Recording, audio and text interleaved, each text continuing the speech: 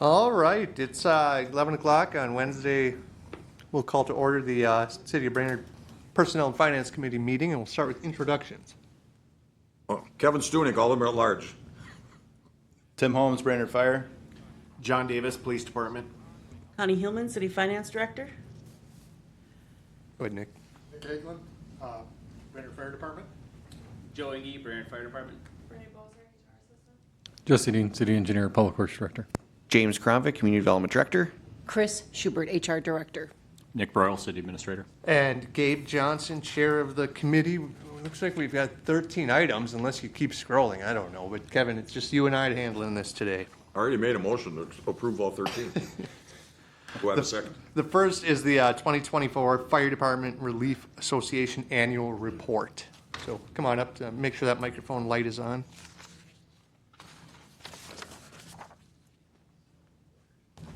Got a light.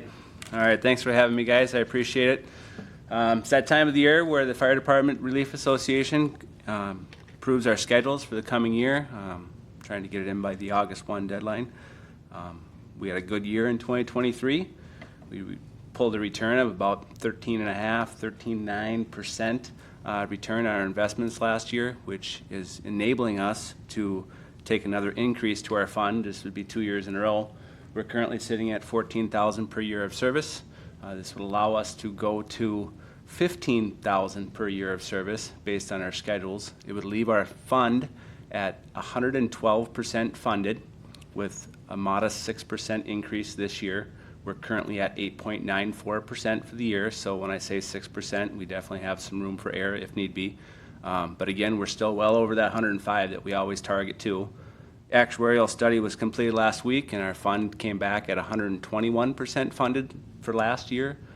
So there's definitely some strength to allow for this increase. All right, any questions? I so move. And I'll second that. All in favor, say aye. Aye. Opposed, same sign. That motion carries. Thanks for the report. I have a question. Oh, well, it has to be. Any questions? Years ago, we went to the state level, to Capitol, and lobbied to raise the pension, to raise it to a certain level. Where is that at now? The level is at 15,000. We are at the So cap. we're at the Yep. peak. That's all I needed. Okay, Just curious. thank you. All right. Brings us to the next item. Authorize the fire department to participate in a regional funding application. Tim? Yeah, absolutely. Thank you. The fire department is just seeking authorization to participate in a Sourcewell impact grant. It'll be a regional grant with the city of Cross Lake or the Cross Lake Fire Department and 2 other fire departments. The request will be $250,000, part of their impact funding. So you submit your application. If you make the criteria of the application, then you go into a lottery. So it's that's how they distribute the money. It'd be for 800 megahertz radios, and we would get approximately 50,000 of that 250,000. No match, no requirement like that on this one. So move. Second, what frequency are our current radios? These would be just upgrading out of date and expired radios, kind of like the police department did a few years with. So that when we large. buy radios, we're buying 800s. Correct. But we have some that are older. Correct, yeah. Yeah, these are part of the first purchase back in like 09? No, 010, 10. So these are older radios. Okay. Anything else? Nope. All in favor, say aye. Aye. That motion carries. Next up, authorize the fire department to apply for Sourcewell 24-25 public safety match funding. So again, this is a Sourcewell grant. I was here a few months ago for their 23-24 match funding. So this is just their next fiscal year. These are first come, first serve funding opportunities. So just wanted to get it in front of you as quickly as possible. They do have some indications that they have a lot of interest in these this year.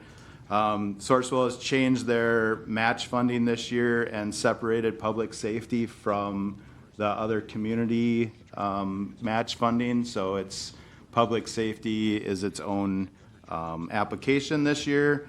Just asking for authorization to do the match funding to equip all of our firefighters with lightweight fire gear.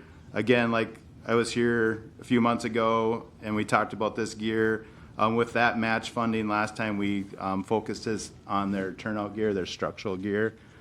So this would be all lightweight gear, and then some other equipment, an automatic calibration system for our gas monitoring, and then some other just loose equipment.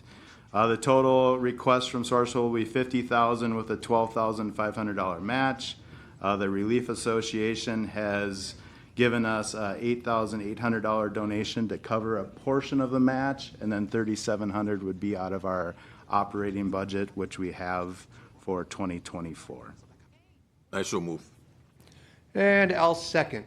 So with this segmenting out to a public safety match, does that mean we could, as a city, apply twice? We get the public safety grant, and then we could get a grant Yep, for and something then else? police can also apply for the same public safety grant, so. So we could get two public safeties? Yes, yep, yep. And Okay, that's good. Yeah, because Yeah, the no, last that's few true. years, it's been, they just had the one Correct. grant per city, and Yeah. we've done it with, I think fire department, police have done it the last couple of years. Yep, yep, so that, it's really great that they've separated this year, and hopefully they have the money to fund it. So. Yeah. All right, all in favor, say aye. Aye. That motion carries. Next up, approve funding for police department records management system. Thank you. So all 10 law enforcement agencies in Crow Wing County are intending to replace their joint records management system. Currently, the Brainerd Police Department pays an annual fee of $17,225 for the existing system that we use. A new service provider has been selected, and the 2025 estimated cost to the police department would be roughly $52,000. The additional expense of $34,778 could be paid by an annual Sourcewell third-party services reimbursement of $20,000, with the remaining balance to be paid for from the public safety aid package, which currently has $283,000 that's unallocated. So this records management system that I speak of, this joint system with the 10 other agencies, this is the software that dispatchers dispatch the officers to, all of our incident reporting, our case management, our evidence tracking. This is the system that really fuels all of our investigations and our response to calls. In 2007, the Brainerd Police Department went jointly in with the Sheriff's Office and the other agencies on a brand new system that was being developed. And this system was developed with Crow Wing County, and as a result, we were the first one, and for the assistance in developing it, it was financially advantageous for us when it came to pricing, since we were part of that development. Since over the last 17 years, the owner of that company has sold the product. It's been sold multiple times to larger and larger companies, and now the parent companies have identified that they're gonna stop supporting this old software that really over 17 years has had no major upgrades. And also as a result, really no significant price increases due to really no further upgrades. So I have been part of a steering committee along with Crow Wing County. We went through the RFP process, got a lot of proposals back, and the steering committee has selected 365 Labs as the potential replacement moving forward. Contract terms are currently being negotiated to finalize the 2025 cost, the length of the contract, and subsequent year pricing. The $52,000 estimate for 2025 would be a worst case scenario, and there is still a possibility that can be negotiated lower.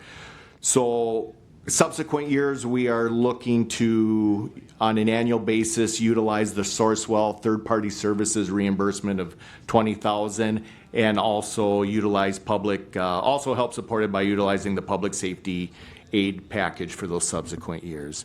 So the recommended action before you today is to approve the Police Department to apply for the Sourcewell Third-Party Services $20,000 reimbursement and use the Public Safety Aid Package to pay the remaining balance for the 2025 RMS expenses.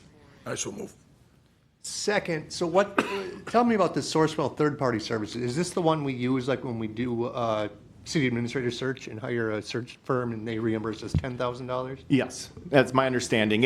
And once again, this has been separated from the rest of the city. So if the police department uses this, other departments outside of public safety within the city could still use this. Okay. And it's an annual reoccurring thing, is the way it's at least set up now, so. Yep.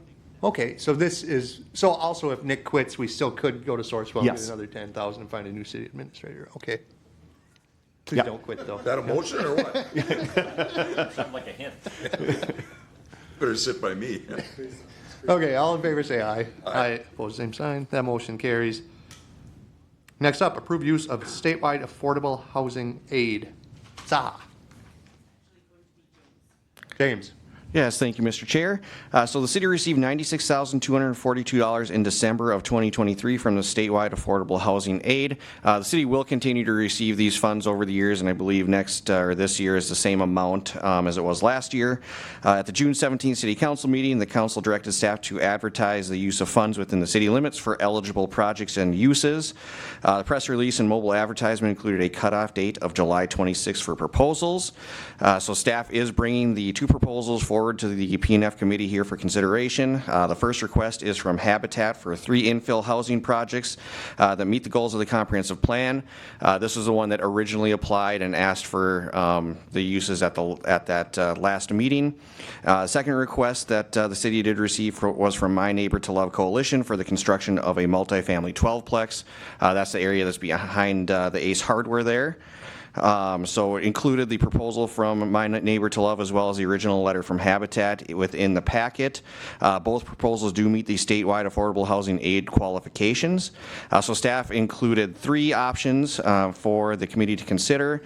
Option 1, Habitat for Humanity has requested $88,000 for the 3 single-family home projects. Option 2, My Neighbor to Love Coalition has requested $45,000. And option 3 would be a combination of the two. And I can answer any questions.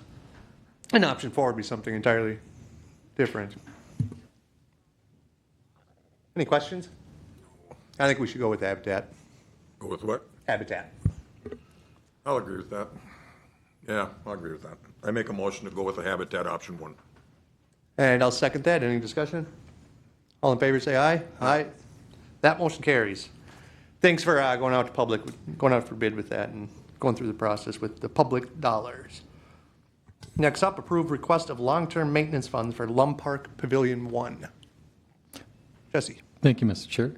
So in the 2024 Parks Capital budget, there was $60,000 allocated for the 2 pavilions, number 1 and 2 in Lum Park.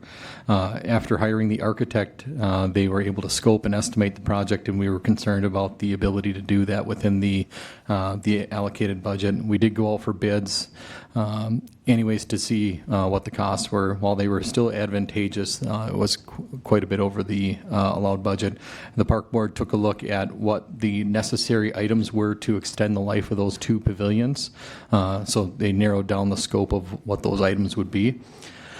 Still weren't able to fit all of those items into the $60,000 budget. What they were able to award within that number was rehab of Pavilion 2 in its entirety, as well as repainting of Pavilion 1. Pavilion 1 is that really large one, closer to the beach. Pavilion 2 is the one that's closer to the campground.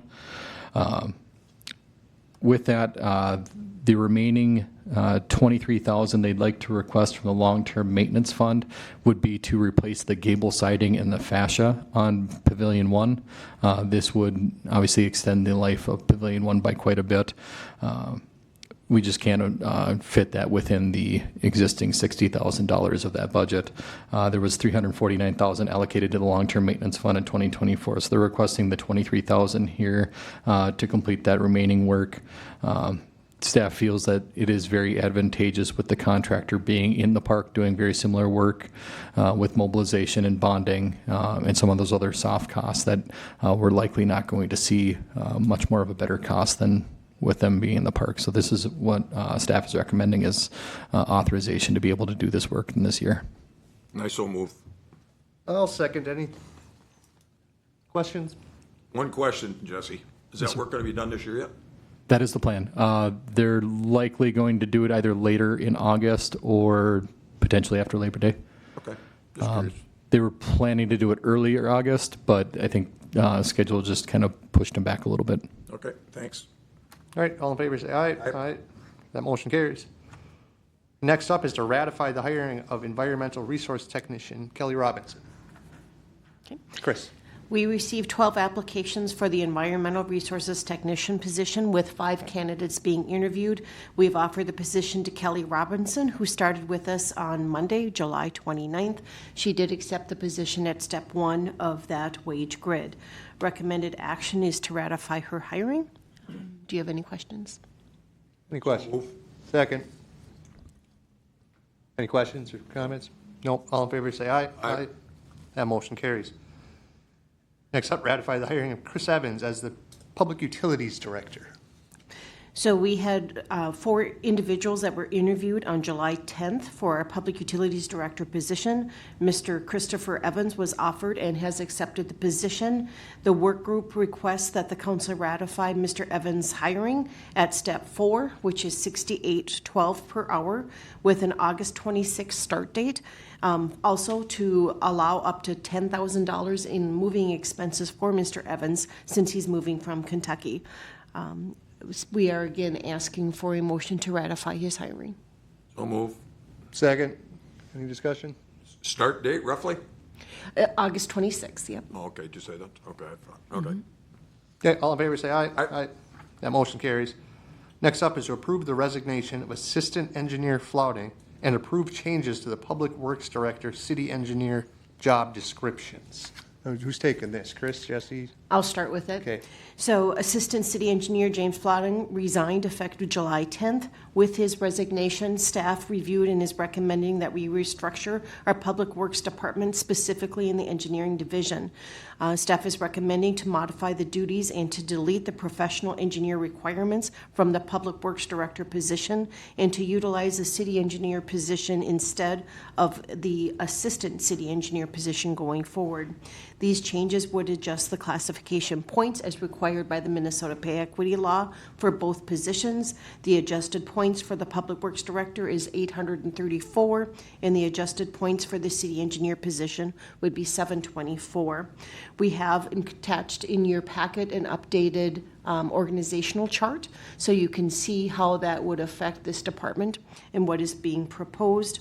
Recommended action is to accept the resignation of Mr. Flouting, to approve the Public Works Director and City Engineer job descriptions as presented. We just updated the last ones we had on file. There are red line versions in there so you can see the changes. Third is to update the classification points, as I just stated. And last is to authorize staff to begin advertising for the positions. Regarding the budget impact, the overall impact is estimated to be approximately $11,000 in 2025.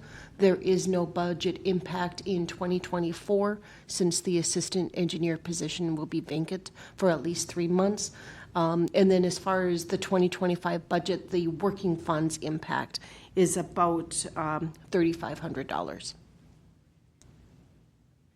Okay, I make a motion to approve the 4 options, or the 4 actions, I mean. Okay, I will second that. Any discussion, any questions? All in favor, say aye. Aye. That motion carries. Next up, we get an update regarding the Brainerd Public Utilities Managers and Supervisors Association Union. Okay. Nick, Chris? Yep. On May 17th, the city received notification from the Minnesota Bureau of Mediation Services that a petition was filed by the Brainerd Public Utilities Managers and Supervisors Association requesting certification to be the exclusive representative for collective bargaining purposes for all managers and supervisors at the Brainerd Public Utilities. On July 24th, BMS informed the city that the union has been certified and defined what that union determination is. At this this point, this is just an informational item for the council, and just to let you know, this union will be representing the operations manager, the water wastewater manager, the electric distribution supervisor, and the business office supervisor. Staff will need to start to begin negotiations with this new union at some point after they petition. Thank you. And just to clarify, as supervisors, they are essential Correct. employees. They could not ever strike. They would cannot go by to state law. arbitration if we were ever in a, Correct. okay. So they could never strike. No. Say never. So they can't. It can change things too. Things can change. Okay, next up, discussion on the annual budget timeline instead of workshop. Connie? Yeah, sorry, that time of year again where we need to set up the budget. Hold on, this is, so the August 16th, the council president, chair, PNF, and city administrator will meet to establish the budget to present to city council as required by September 1st in the city charter. Council president is unable to attend, so he assigned the duties to the vice president, who is also Mr. Johnson. The park board will present their operating budget on the August 19th meeting, and that satisfies the requirement again of September 1st. It has to be approved by city council. We'll have a budget workshop on Monday, August 26th. We can have additional workshops or further discussion about the budget of levy in September, and we can set the preliminary levy at the regular city council meeting on September 16th. Otherwise, we'll have to call a special council meeting, as it does need to be established before September 30th. So recommended action is to review the proposed timeline and set the budget workshop for Monday, August 26th at 6:00 p.m. I so move. Second. All in favor, say aye. Aye. That motion carries. Right. Well, our TIF report summary, Connie. Yeah, so every year the city has to be, oh, for crying out loud, this is not working for me right now. Annually before August 1st, the city needs to file their TIF reports. Those were filed on time, and attached was a publication that is required that was in the Brainerd Dispatch on July 24th. This is just informational, no action is needed. Thank you. And I noticed you're not in the livestock barn today. I'm not. This is like your first year off in how long? Yep, it kind of stinks when the children get older. Child gets older. You see your horse parked in the parking lot? All right, and the last item is the IBEW Local 31 update. So we had reported before that a mediation session was held between the employer rep and the union reps on July 12th. At that meeting, both parties agreed to pursue arbitration. Right now, our attorneys from the city and also the union attorneys are attempting to certify the issues that will be considered for arbitration. There is no additional update at this time. We just left this as a placeholder in case there's an update for Monday's council meeting. And we're expecting there to possibly be an update. Right? Possibly. We're hoping there will be for Monday's meeting. All right. 13 items in 23 minutes. Good job, Kevin. We're on top of it. Anything else to come before our next meeting, Connie? Our next meeting will be scheduled for Wednesday, August 14th at 11. And with that, I make a motion to leave. we're adjourned.